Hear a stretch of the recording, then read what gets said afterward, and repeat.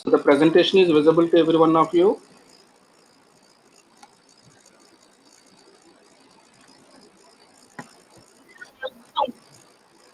Screen sharing అవుతుందమ్మా. నా voice క్లియర్గా ఉందా? మీ వాయిస్ నాకు మాత్రం క్రాక్ అవుతుంది కొంతమందిది. Is my voice clear to all of you? So today క్లాస్లో 1 or 2 ఎక్స్పెరిమెంట్స్ చేస్తాం మనం.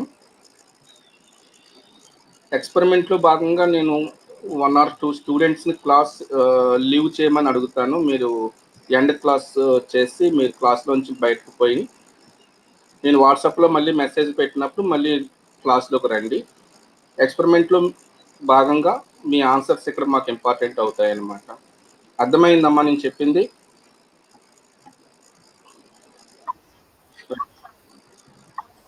రైట్. సో టుడే మనం స్టార్ట్ చేస్తాం. మోస్ట్లీ హ్యూరిస్టిక్స్ అండ్ బయాసెస్ గురించి చెప్పుకోవాలి ఇవాళ.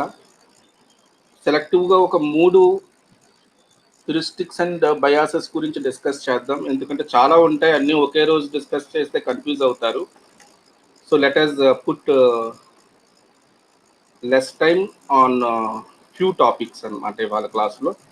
No problem. అవి 3 బాగా అర్థమైతే చాలు, మిగతావి ఆటోమేటిక్గా అర్థమవుతాయి రేపటి నుంచి. ఇవాళ మనం క్లాస్ ఎక్కడ స్టార్ట్ చేస్తున్నామంటే కాగ్నేటివ్ ఇన్ఫర్మేషన్ పెర్సెప్షన్. కాగ్నేటివ్ అని చెప్తే ఆ పదానికి అర్థం ఆల్రెడీ చెప్పాను. ఏమని చెప్పాను? కాగ్నేటివ్ అంటే something relating to mind. Human మైండ్కి సంబంధించిన స్టడీని cognitive theories or cognitive studies అంటాం అన్నమాట. Cognitive study of mind as an information processor. ఇప్పుడు నేను చెప్పేది మీకు అర్థం అవ్వాలి అంటే నేను చెప్పింది మీ మైండ్ దాన్ని కొంచెం ప్రాసెస్ చేయాలి కదా. బిహేవియరల్ ఫైనాన్స్ లాంటి సబ్జెక్ట్ 6th క్లాస్ స్టూడెంట్ లేదా 7th క్లాస్ స్టూడెంట్స్ చెప్తే అతని మైండ్ దాన్ని ప్రాసెస్ చేసుకోలేదు. ఇన్ఫర్మేషన్ బ్రెయిన్లోకి వెళ్తుంది కానీ బ్రెయిన్లోకి వెళ్ళిన ఇన్ఫర్మేషన్ ప్రాసెస్ అవ్వదు. All of you remaining students,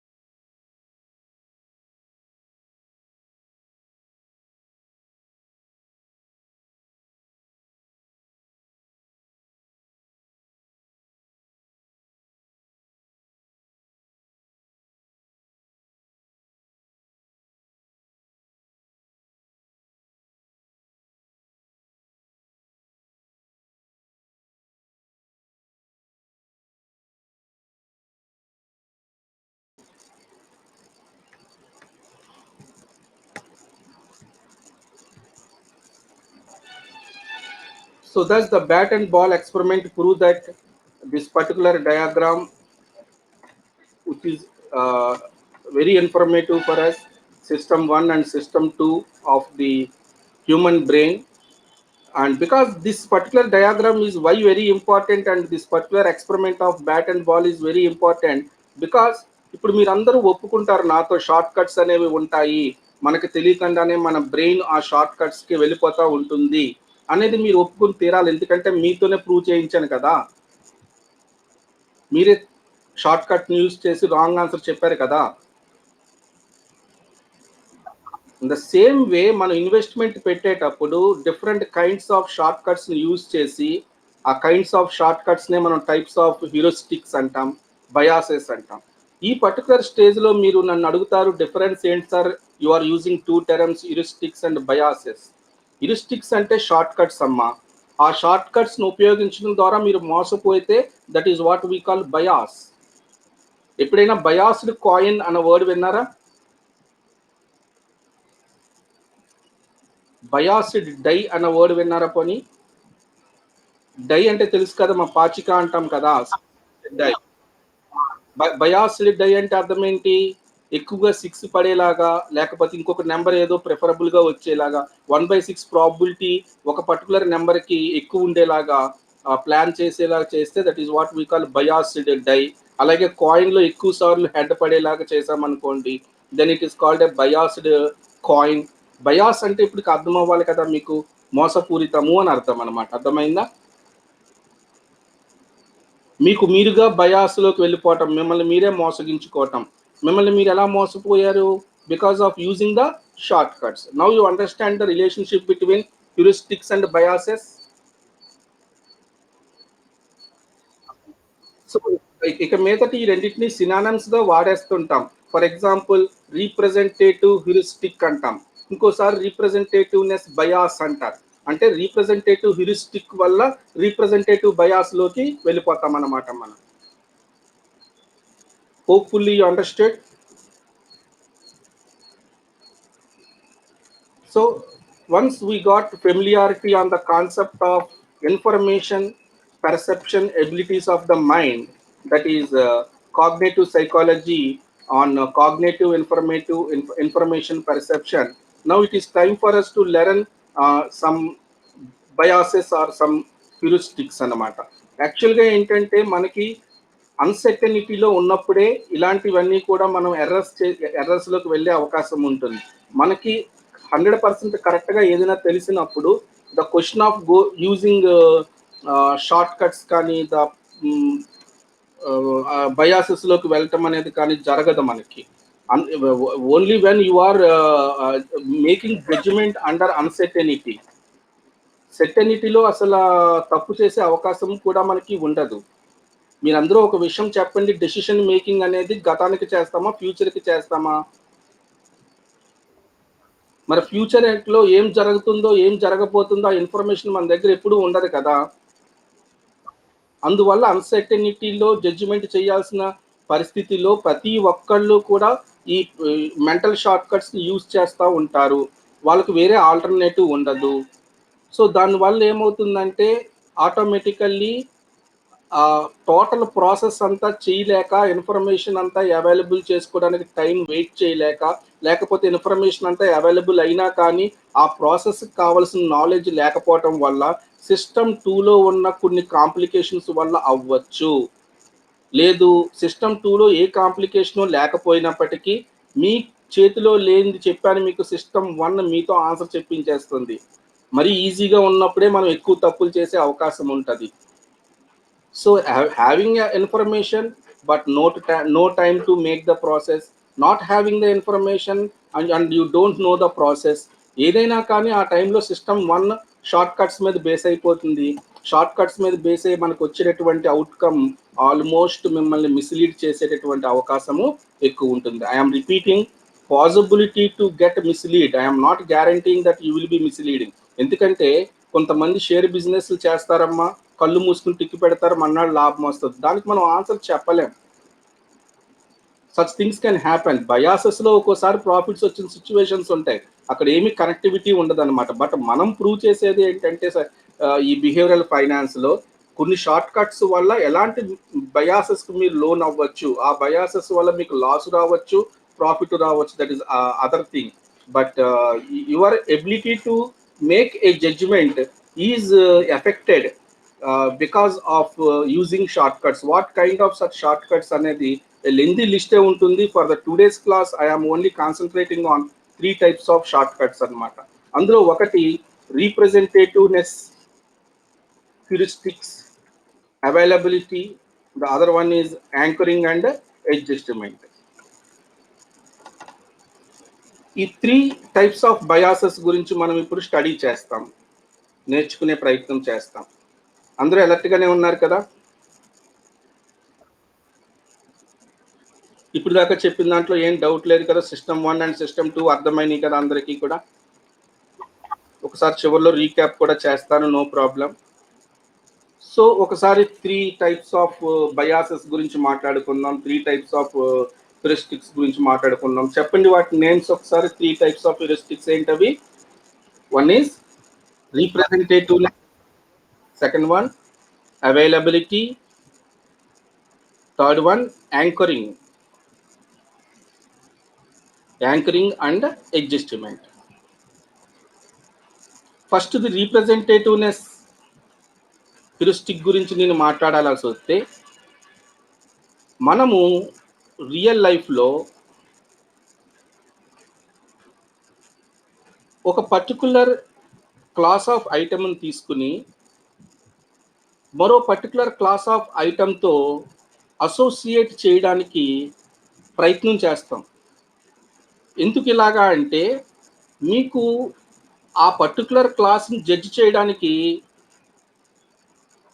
కావాల్సిన ఇన్ఫర్మేషన్ లేకపోవటం కానీ, ఇన్ఫర్మేషన్ ఉన్న టైం లేకపోవటం కానీ, ఇన్ఫర్మేషను, టైము ఉన్నా కానీ ఆ ప్రాసెస్ చేయడానికి, క్యాలిక్యులేషన్స్ చేయడానికి కావాల్సిన ఫార్ములాస్ తెలియకపోవటం వల్ల కానీ, మీరు ఈజీగా ఉంటదన్న ఉద్దేశంతో ఆ క్లాస్‌ని తీసుకెళ్ళి మరో క్లాస్‌తో అసోసియేట్ చేసి, అవతల క్లాస్ బావుంటే ఇది బావుంటుందన్న నమ్మకం మీద డెసిషన్ తీసుకుంటారనమాట. ఇది ఎంత చెప్పినా కానీ ఒక ఎగ్జాంపుల్ లేనంత సేపు మీకు ఇబ్బందిగా ఉంటుంది. ఉదాహరణకి ఫర్ ఎగ్జాంపుల్ ఒక పర్టిక్యులర్ బిజినెస్ వెంచర్‌ని టాటా కంపెనీ వాళ్ళు స్టార్ట్ చేశారు.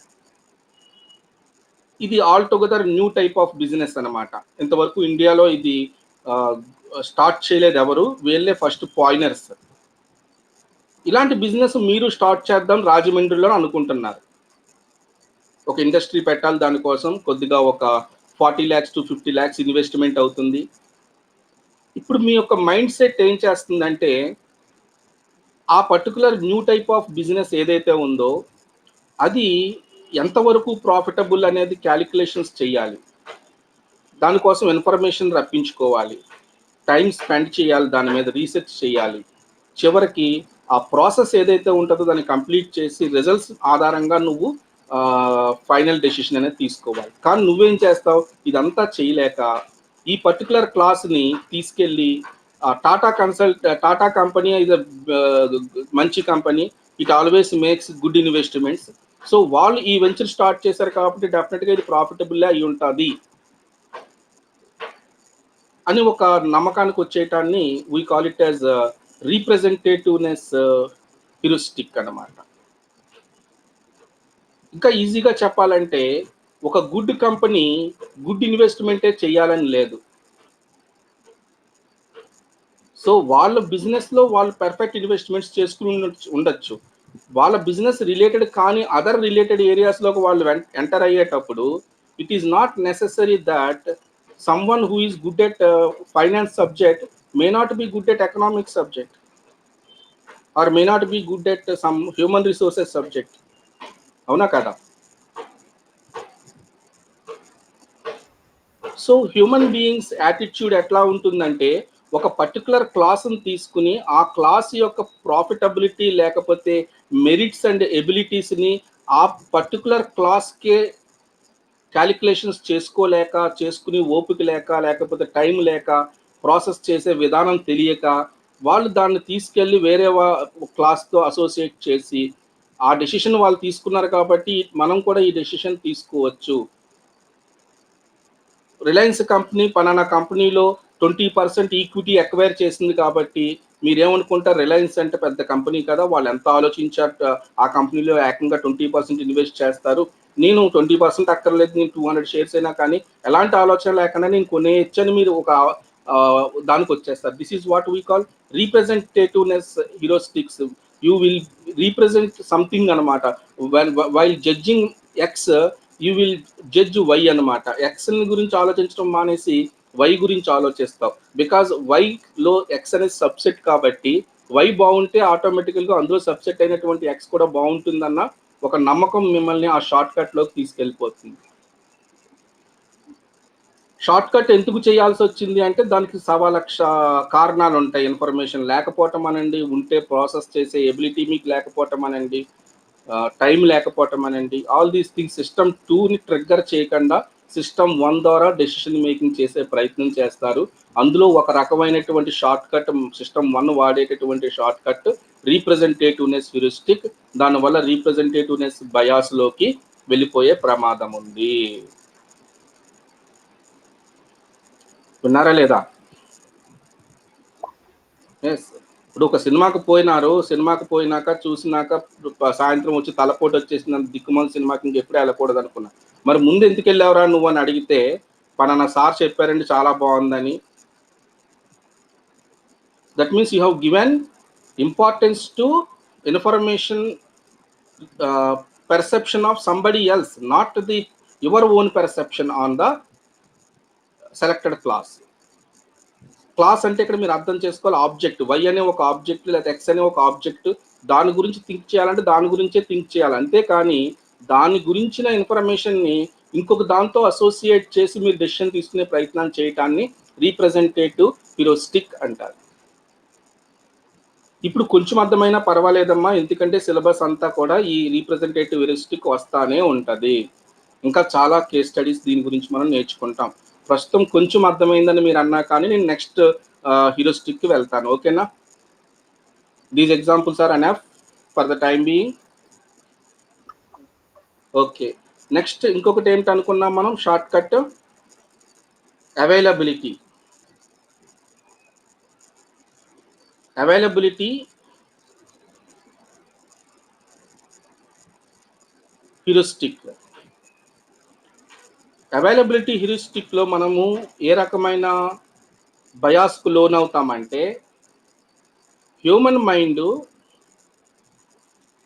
న్యూస్ పేపర్స్ చదివేటప్పుడు కానీ, టీవీలు చూసేటప్పుడు కానీ, లేదా పబ్లిక్ డిస్కషన్స్లో కానీ అనేక మార్లు ఏదైతే ఒక నేమ్ అనేది రిపీటెడ్గా వాళ్ళు వింటారో, మోర్ ఫెమిలియరైజ్ అవుతారో అది బెటర్ లేదా గుడ్ అని అనేసుకుంటా ఉంటారనమాట.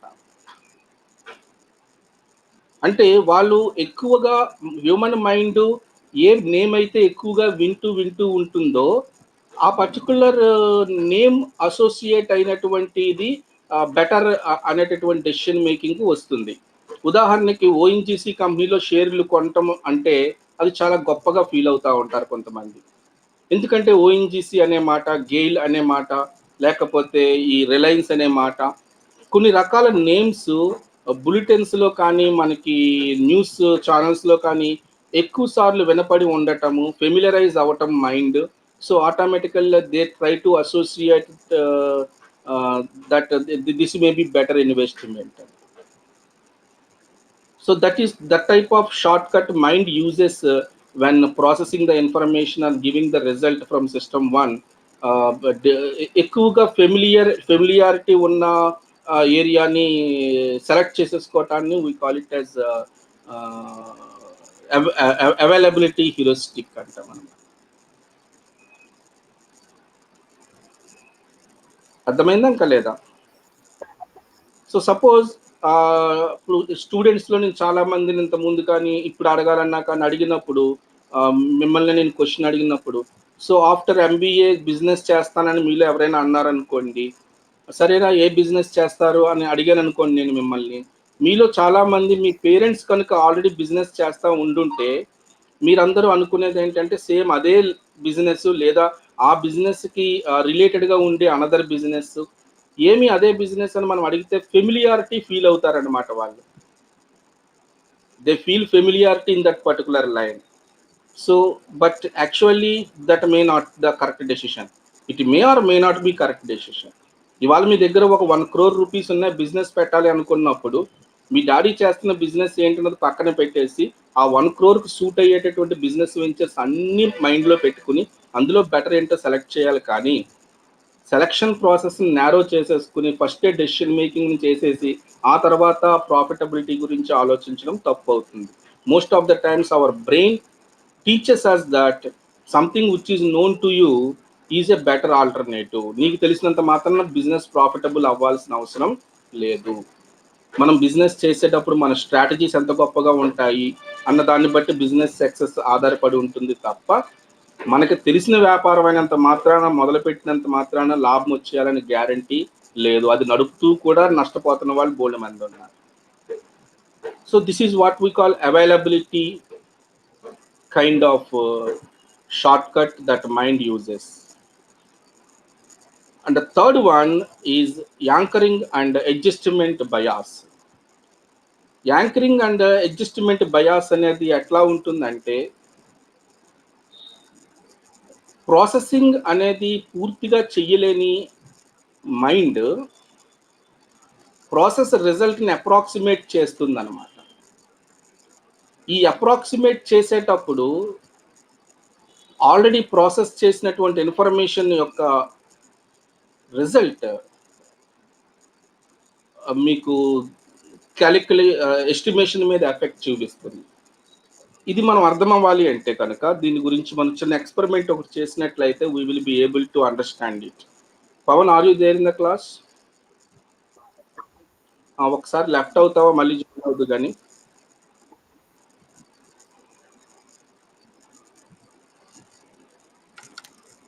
So which bias we're discussing? Bias. Pavan వెళ్ళిపోయినాడు, ఉన్నాడు ఇంకా?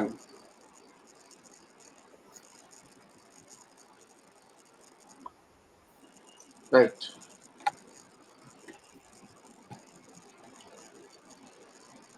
Yamini, are you there?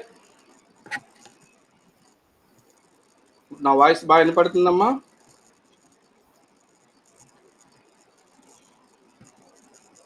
Yamini, నా వాయిస్ బాగా వినపడుతుందా? నువ్వు క్లియర్ ఎన్విరాన్మెంట్లోనే ఉన్నావా, డిస్టర్బెన్స్ లేని ఎన్విరాన్మెంట్లోనే ఉన్నావా? అయితే ఎక్స్పెరిమెంట్ చూడు. క్యాలిక్యులేటర్ కనబడుతుందా నీకు?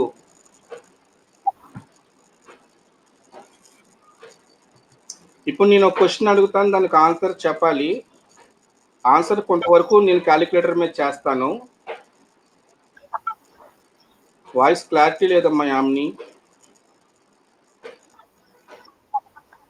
నాది వినపడుతుంది, నీది ఓకే. It's right. పార్టిసిపేట్ చేయి. అయితేని 1 నుంచి 10 దాకా నెంబర్స్ అమ్మా. వాటిని మల్టిపుల్ చేయాలన్నమాట. మిగతా వాళ్ళందరూ అబ్జర్వ్ చేస్తున్నారా? Good good. 1 into 2 into 3 into 4 into 5 into 6 7 8 9 10. యాక్చువల్గా చేసేయకూడదు, చేసేస్తే అందరూ కరెక్ట్గానే చెప్పేస్తారు. నేను ఇప్పుడు 5 దాకా మల్టిపుల్ చేసుకొచ్చానమ్మా యామిని. నేను ఇంకా మిగతాది కూడా చేసేస్తే అప్రాక్సిమేట్గా ఎంత వస్తుందో చెప్పు నెంబరు. కరెక్ట్గా చేసి చెప్పకూడదు, అందరూ కరెక్ట్గా చెప్తారు. అలాగైతే మీ అప్రాక్సిమేషన్ చెప్పు. నేను 5 దాకా మల్టిపుల్ చేయగలిగాను, ఇంకా 6 into 6 into 7 into 8 into 9 into 10. ఉజ్జాయింపుకి ఎంత రావచ్చు? ఒక నెంబర్ చెప్పు చాలు.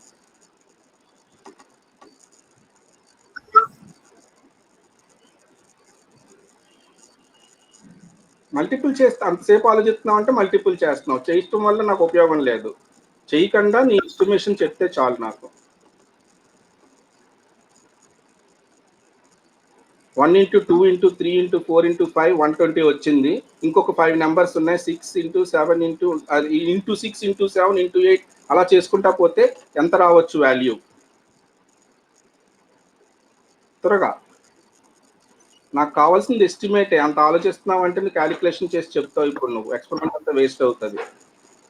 ఉజ్జాయింపుకి ఒక నెంబర్ చెప్పమ్మా.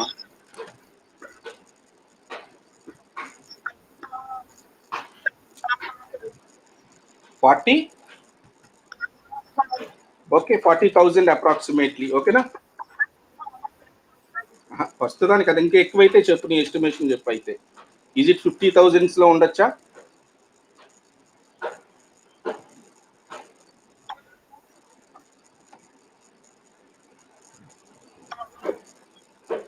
అరే ఇప్పుడు నువ్వు కరెక్ట్గా చెప్తే నీకేం ప్రైజ్ ఇవ్వను, రాంగ్ చెప్తున్నా నేనేమి ఫైన్ ఇవ్వను. కరెక్ట్గా ఏదో ఒకటి చెప్పి, మొత్తం ఎక్స్పెరిమెంట్ వేస్ట్ అవుతుంది నాకు. It's okay. 40,000 is your estimate. I will take it as 40. Mute చేసుకోమ్మా.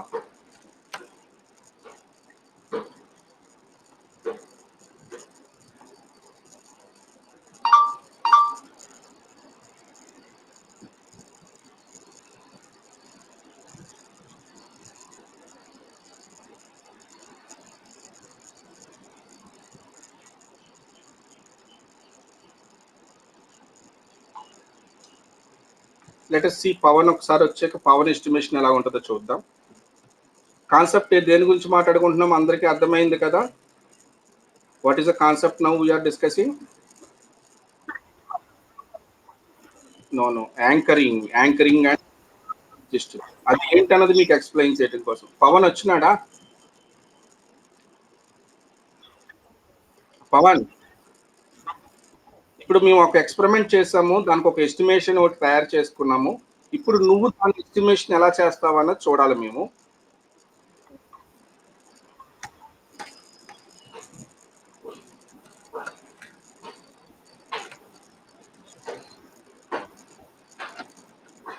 అందరూ జాగ్రత్తగా చూడండి. పవన్, నువ్వు క్వశ్చన్ జాగ్రత్తగా వింటే చాలు. క్వశ్చన్ వరకు నేను క్యాలిక్యులేటర్ మీద సాల్వ్ చేస్తాను. దాని ఫైనల్ ఆన్సర్ నువ్వు క్యాలిక్యులేషన్ చేయకుండానే నువ్వు ఎస్టిమేట్ చేసి చెప్పాలి. నెంబర్స్ ఉన్నాయి కదా మనకి 1 నుంచి 10 దాకా. వాటిని రివర్స్ లో అంటే 10 into 9 into 8 into 7 into into 5 into 4 into 3 into 2 into 1 అది చేయకుండా చెప్పాలి నువ్వు ఎంత వస్తుంది ఎస్టిమేషన్. చెప్పు ఎంత ఎస్టిమేషన్. యాక్చువల్ కాదు ఎస్టిమేషన్. మిగతా నెంబర్ల మల్టిప్లికేషన్ కూడా నేను కంప్లీట్ చేస్తే ఉజ్జాయింపుగా ఎంత రావచ్చు నెంబర్ అక్కడ.